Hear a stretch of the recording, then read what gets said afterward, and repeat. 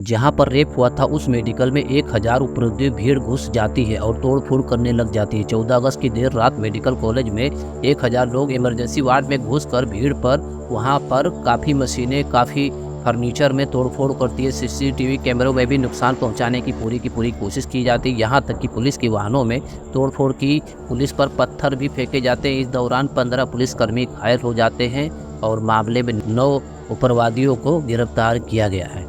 सनसनी भरा एक केस है। चलिए मैं आपको इसी विस्तार से समझाता हूँ। कोलकाता ट्रेनी डॉक्टर की रेप मर्डर केस में एक डायरी सामने आई है। डायरी में ट्रेनी डॉक्टर की है और ट्रेनी डॉक्टर ने डायरी में खुद से कुछ बातों का जिक्र किया है। उन्होंने बताया है कि बेटी के पिता बताते हैं कि मेरी बेटी रोज डायरी लिखती थी। मौत वाले दिन यानी आरजी कर मेडिकल कॉलेज में नाइट शिफ्ट में जाने से पहले भी डायरी लिखी थी। वो एक मेहनती लड़की थी जो अपने सपनों को पूरा करने के लिए हर दिन 10 से 12 घंटे तक पढ़ाई करती थी। डायरी में खुलासा सभी एग्जाम के टॉप करना चाहती थी। ट्रेनी डॉक्टर ने पिता के मुताबिक मेरी बेटी ने अपनी डायरी की आखिरी बात में बताया था कि वह अपने जीवन में क्या करना चाहती थी। वह एमडी कोर्स में गोल्ड मेडलिस्ट बनना चाहती थी। अब हमें बस न्याय की उम्मीद है, पिता कहते हैं। पोस्टमार्टम रिपोर्ट में बताया गया ट्रेनी डॉक्टर से गैंग रेप की आशंका। All India government doctor association के एडिशनल सेक्रेटरी डॉक्टर स्वर्ण गोस्वामी ने 14 अगस्त को पोस्टमार्टम रिपोर्ट के हवाले से कहा है कि ये रेप नहीं गैंग रेप हो सकता है। उन्होंने बताया कि ट्रेनी डॉक्टर के प्राइवेट पार्ट से 151 mg यानी 151 ग्राम सीमेन मिला है। तो दोस्तों ये भी एक सनसनी भरा बहुत ही दुखदायक बात है जो मैं आपको शायद बहुत ही मतलब लाचार होकर आपको बताना तो पड़ेगा ही। उधर कांग्रेस नेता राहुल गांधी ने घटना के 5 दिन बाद 14 अगस्त को बयान दिया। उन्होंने कहा पीड़िता को न्याय दिलाने की जगह आरोपियों को बचाने की कोशिश कर रही है सरकार। ये चीज़ अस्पताल और स्थानीय प्रशासन पर गंभीर सवाल खड़े करती है। दोषियों को ऐसी सज़ा मिले जो समाज में ऐसी घटना रोकने के लिए मिसाल बन सके। इस मामले को सीबीआई के हवाले किए जाने से पहले कोलकाता पुलिस ने संजय रॉय नाम के मुलजिम को गिरफ्तार कर लिया है। लेकिन अब ये सवाल सामने आया है कि संजय रॉय करीब महीने भर से वारदात शिकार बनी डॉक्टर का पीछा करता था।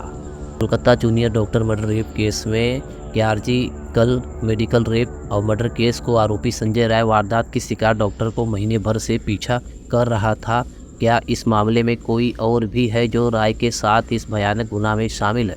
केस के सबूत मिटाए जाने की बातों के बीच सीबीआई की फिलहाल इन सवालों के जवाब की तलाश कर रही है, क्योंकि उसे लगता है कि इन सवालों की तरह पहुंचे बगैर सनसनीखेज और खौफनाक मामले की तफ्तीश पूरी नहीं हो सकती है। सीबीआई के सामने भी अब बड़े सवाल खड़े हो गए हैं। क्या ट्रेनी डॉक्टर के साथ रेप और कत्ल का आरोपी संजय राय कभी महीने भर से डॉक्टर का पीछा कर रहा था? क्या उसने कई वारदात को अंजाम देने के लिए पूरी तैयारी की और मौका देखकर 8 अगस्त को ही उसने हमला कर दिया? इस वारदात में संजय के साथ और भी लोग ट्रेनी डॉक्टर के रेप और उसके कत्ल में शामिल थे। कई दिनों से डॉक्टर का पीछा कर रहा था संजय। कोलकाता के आरजी के मेडिकल कॉलेज अस्पताल में हुई रेप और मर्डर के मामले में सीबीआई की जांच इन्हीं सवालों की इर्द गिर्द घूम रही है। हालांकि इस मामले को सीबीआई के हवाले किए जाने से पहले कोलकाता पुलिस ने संजय राय नाम के मुलजिम को गिरफ्तार तो कर लिया था, लेकिन अब ये सवाल सामने आया है कि संजय राय करीब महीने भर से वारदात का शिकार बनी डॉक्टर का पीछा भी कर रहा था। वारदात में शामिल हो सकते हैं और भी लोग। ऐसे में सीबीआई आरजी कर मेडिकल कॉलेज से लेकर आसपास के इलाके में लगे सीसीटीवी कैमरे की फुटेज खंगाल कर देख रही है, ताकि पता चल सके कि क्या वाकई संजय राय उस डॉक्टर का पीछा करता था या नहीं। इसके अलावा एक सवाल और भी है, जबकि इसका तस है कि इस वारदात को संजय ने अकेले अंजाम दिया तो फिर उसके साथ कोई और भी था। सीबीआई को इस सवाल का जवाब भी जानना है। फोरेंसिक जांच में मिले सबूत असल में पीड़िता डॉक्टर की लाश में फोरेंसिक एक्सपर्ट को 151 ग्राम सीमेन मिला है, जो इशारा करता है कि इस वारदात में एक से ज़्यादा लोग हो सकते हैं। इसके अलावा रेप के दौरान इस ट्रेनी डॉक्टर के जिस तरह जुल्म ढाया गया है, इसके शरीर का जितना नोचा खसोटा गया है, वो भी किसी एक आदमी का काम नहीं लगता। ऐसे में सवाल उठता है कि अगर इस वारदात में कोई और भी शामिल है तो वो कौन है? 4 डॉक्टरों से पूछताछ। इस बीच सीबीआई ने गुरुवार को 4 डॉक्टरों से पूछताछ की। इसमें चेस्ट मेडिसिन डिपार्टमेंट के एचओ डॉक्टर दत्ता चौधरी, अस्पताल के पूर्व अधिकारी डॉक्टर संजय वशिष्ठ और फॉरेंसिक मेडिसिन की डॉक्टर पाली समझदार शामिल है। जो है जाहिर में सीबीआई इस मामले में हर के पहलू की खंगाल कर रही है। देखना चाहती कि सवाल अस्पताल प्रशासन पर भी पुलिस पर भी बढ़ता ही जा रहा है जांच का दायरा। सवाल ये कि अगर मामला कत्ल का था तो अस्पताल की ओर से घर वालों को इस सुसाइड का मामला क्यों बताया गया, जबकि अस्पताल में डॉक्टर कत्ल हो गया। तो ये कहीं ना कहीं केस को भटकाने की पूरी साजिश है। पुलिस ने इस मामले की जांच अननेचुरल डेथ मानकर शुरू किया। ऐसा क्यों? सवाल में ये भी है, वारदात के बाद जानबूझकर इस मामले में सबूत मिटाने की कोशिश हुई। जाहिर है सीबीआई की तफ्तीश के दायरा फिलहाल बढ़ता ही जा रहा है। प्राइवेट पार्ट में 151 ग्राम लिक्विड। आपको बता दें कि अखिल भारतीय सरकारी डॉक्टर संघ के अतिरिक्त महासचिव डॉक्टर सुवर्ण गोस्वामी ने इस वारदात को सार्वजनिक ट्रेनी डॉक्टर की पोस्टमार्टम रिपोर्ट का हवाला देते हुए दावा किया है कि इस रेप केस का नहीं बल्कि गैंग रेप का है। उनके मुताबिक रिपोर्ट में साफ साफ लिखा है कि जूनियर डॉक्टर के प्राइवेट पार्ट से 151 ग्राम लिक्विड मिला है। उनका कहना है कि लिक्विड ज़्यादातर सीमेंस है, थोड़ा बहुत इसमें म्यूक्स या 2-3 और चीज़ें हो सकती है, रेप या गैंग रेप। डॉक्टर सुवर्ण गोस्वामी के हिसाब से प्राइवेट पार्ट से 151 ग्राम लिक्विड का पाया जाना इस बात का सबूत है कि जूनियर डॉक्टर के साथ एक से ज़्यादा लोग ने रेप किया है, यानी मामला गैंग रेप का है। उन्होंने बताया कि औसतन एक शख्स का जो सीमन होता है 5 ग्राम के आसपास होता है।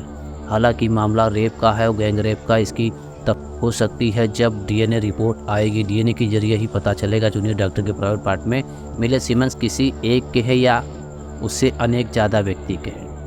सबूतों को मिटाने की साजिश। डॉक्टर स्वर्ण गोस्वामी ने जूनियर डॉक्टर के शरीर पर मिले जख्मों का भी हवाला देते हुए कहा कि किस तरह से जिस फोर्स के साथ जूनियर डॉक्टर पर हमला किया गया वो भी किसी एक अकेले का काम नहीं लगता। इस बीच केस सीबीआई को सौंपे जाने के बाद आंदोलन कर रहे डॉक्टरों ने इल्जाम लगाया है कि कोलकाता पुलिस ने जरूर सबूतों को मिटाने की साजिश रची थी। इनका इल्जाम है कि अस्पताल की जिस तीसरी मंजिल के सेमिनार हॉल में जूनियर डॉक्टर को मारा गया उस फ्लोर तक पुलिस ने सेल नहीं किया, बल्कि उसी फ्लोर और सेमिनार हॉल के बराबर में तोड़फोड़ और मरम्मत का काम शुरू कर दिया। पुलिस ने सेल नहीं किया था। मौका-ए वारदात आरजीकर अस्पताल की तीसरी मंजिल पर वो सेमिनार हॉल है जहां 9 अगस्त की सुबह चेस्ट डिपार्टमेंट की ट्रेनी जूनियर डॉक्टर को लाश मिली थी। तस्वीर सामने आई है कि उनसे साफ होता है कि कोलकाता पुलिस ने इस सेमिनार हॉल को सील तक नहीं किया, जबकि ऐसे केस में ये बेहद ज़रूरी होता है कि सेमिनार हॉल में गद्दे, टेबल, बेंच, मशीन के साथ साथ लकड़ी और प्लास्टिक की लाल कुर्सियाँ भी उन तस्वीरों में देखी जा सकती है। हाई कोर्ट का फरमान। उधर कोलकाता हाई कोर्ट के आदेश के बाद सीबीआई ने केस अपने हाथ लेकर तफ्तीश शुरू कर दी है। आरोपी संजय राय को कोलकाता पुलिस ने कस्टडी से निकालकर सीबीआई को सौंप दिया है। यही नहीं, इस मामले में कोलकाता हाई कोर्ट ने राज्य सरकार और पुलिस प्रशासन को इस मामले में कड़ी फटकार लगाई है। साथ ही अदालत ने आरजीकर अस्पताल को फिलहाल बंद कर दिए जाने का फरमान भी सुना दिया है। तो दोस्तों, ये थी सारी कहानी। आपको तो पता ही है किस तरह से क्या घटना हुई है। और सबसे बड़ी बात, ये जो संजय सिंह राय जैसे लोग हैं ना, मुझे लग रहा है ये अकेला नहीं है, इसकी पूरी फोर्स है। 1000 लोग अगर अस्पताल में आ रहे हैं और सबूतों को मिटाने की कोशिश की जा रही है तो इसका मतलब बहुत ही कोई पावरफुल व्यक्ति इनके पीछे है और बहुत ही बड़ी साजिश रची जा रही है, जहाँ तक मेरी तफ्तीश जा रही है। तो दोस्तों, वीडियो को लाइक कर देना और चैनल को सब्सक्राइब कर देना। फिर मिलते हैं। नमस्ते।